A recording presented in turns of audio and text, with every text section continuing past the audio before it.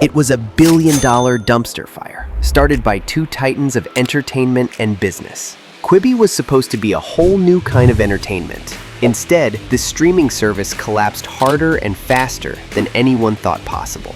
Critics blame the founders themselves for boneheaded business blunders.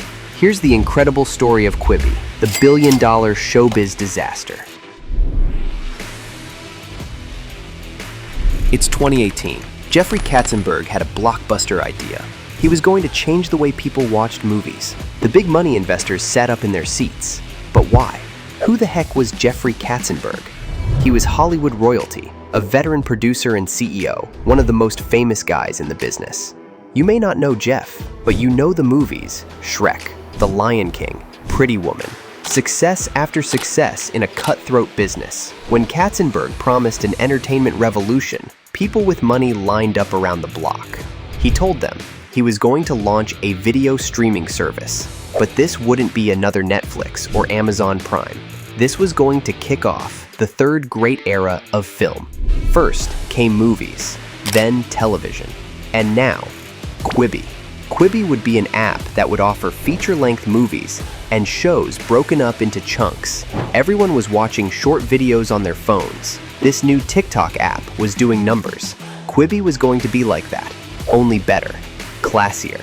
People could watch the A-list actors they loved in 10-minute chapters. And one more thing, it was only going to be available on phones. It was an audacious pitch. To boost the project's cred, Katzenberg brought a powerful friend on board. Meg Whitman was an influential entrepreneur with a track record of her own. When she started at eBay, the company had just 30 staff.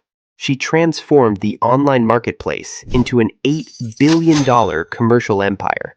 When Whitman talked, investors listened.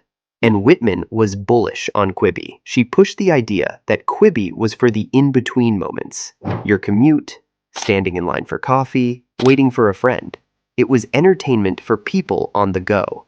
Katzenberg and Whitman were their idea of a dream team. It was like a master chef teaming up with a world-class architect to build the perfect restaurant. Vault doors opened wide. The tidal wave of cash that poured into Quibi stunned the industry. A staggering $1.75 billion in a matter of weeks. Warner Media, Sony, Alibaba, Goldman Sachs. No one wanted to be left behind. In fact, the hype was so ripe that nobody seems to have asked a key question. Does anyone actually want it? People love watching short videos on their phones. But there was already a TikTok, and TikTok was free. Quibi was $5 a month, or $8 without ads. Did people really want to pay money for mobile-only short-form content? The founders were running on pure trust us vibes, betting that if they built it, and built it big enough, people would come. And with $1.75 billion in the bank, you can afford to make a few mistakes, right? Quibi's approach was more like trying to build a skyscraper by starting with the penthouse. Steven Spielberg, Jennifer Lopez, Reese Witherspoon, Kevin Hart. It was classic go big or go home. What did that mean in practice? Before anyone had seen a single program, before the Quibi app had even launched, more than half of the money was gone. They'd spent it on content. $6 million per hour of entertainment. Sure, they'd sold $150 million in advertising, but they'd spent another $400 million on marketing, including a Super Bowl ad. The Quibi project was massively expensive, while its logic and tech were largely untested. When you're sure your idea is a winner, what are you going to learn from other points of view? Plus, the money was already spent. At this point, Quibi needed to work. However, very late in the process, with launch day on the horizon, the Quibi Brain Trust decided to make sure audiences would get the app. A pool of beta testers was assembled to put the app through its paces. After spending some time with Quibi, the testers spoke with one clear voice, and that voice said, meh. They didn't just dislike Quibi, they were actively confused by it. Why can't I watch this on my TV? Why can't I share screenshots of the good stuff? Why is this so expensive when TikTok is free? It wasn't authentic and addictive like TikTok. It wasn't immersive like Netflix. It was stuck in between. It didn't satisfy like a meal or delight like a snack. But $1.75 billion was already committed. The launch date was set. Admitting failure at this point wasn't an option. They had time to refine the product. They just needed a hit show to help build momentum. Then, something wild happened. It seemed like the project had caught a weird kind of break. If this twist has you hooked, tap like and subscribe. The biggest reveal is still ahead, because what comes next will change the way you see this entire story. When Quibi launched in April 2020, it ran smack into the middle of a global crisis. COVID-19 had turned everything upside down. Quibi was supposed to be for people on the go. The homebound were desperate to be entertained.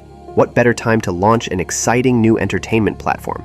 That possibility was still alive a few hours into the launch. Thousands of people were downloading the new app.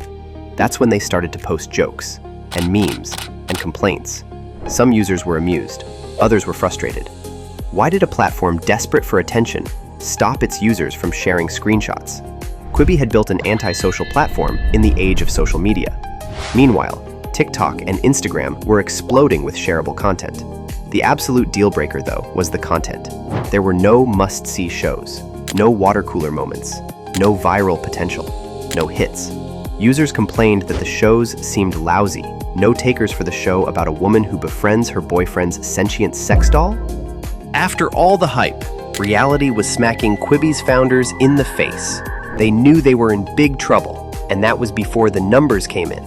Like when the first 90-day free trials started expiring. Conversion rates were abysmal. A successful streaming service will turn about 70% of trial users into paying customers. Quibi's conversions were a pathetic 8%. The app was also on track to reach only 2 million subscribers by year's end. Not even close to the 7.4 million they had promised investors. And with the number of daily active users plummeting, the media smelled blood. The finger-pointing was intense. Whitman blamed the product strategy. Engineers blamed leadership, and Katzenberg, well, he had an interesting theory. We'll get to that in a moment. Humiliatingly, within weeks of launch, they rushed to add TV casting. So much for the innovative phone-only approach. In the end, Quibi did actually achieve a first in the history of streaming media. Unfortunately, it wasn't the milestone they were aiming for. Just 90 days after launch, while some users were still in their free trial, Meg Whitman started shopping Quibi around to potential buyers. That's how long it took to go from the third great era of film to please someone take this train wreck off our hands. Industry insiders were stunned. Streaming services take years to find their footing. Netflix lost money for over a decade. Quibi was ready to throw in the towel after one quarter. The rejections were swift and brutal. Netflix passed. Apple passed. Everyone took a look and said, no thanks. The Quibi situation stunk so badly, they wouldn't even buy it at fire sale prices to save face. On October 21, 2020, just 199 days after launch, Quibi announced it was shutting down. Investors would eventually get back just $600 million. The other $1.25 billion, that was gone. Was Jeffrey Katzenberg ready to admit he'd screwed up? No, it all would have worked out, he said, except for bad luck. I attribute everything that has gone wrong to coronavirus.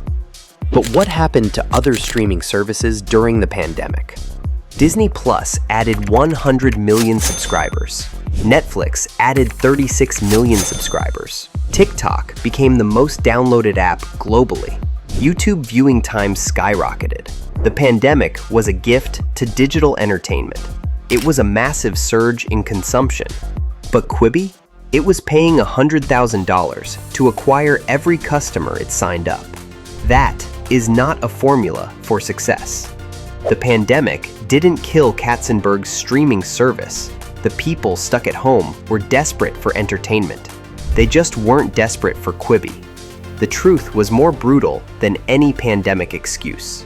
Quibi was a product stuck in a valley of irrelevance.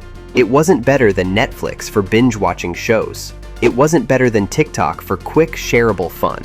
Katzenberg's big idea was a solution in search of a problem, wrapped up in Hollywood glamour and Silicon Valley confidence.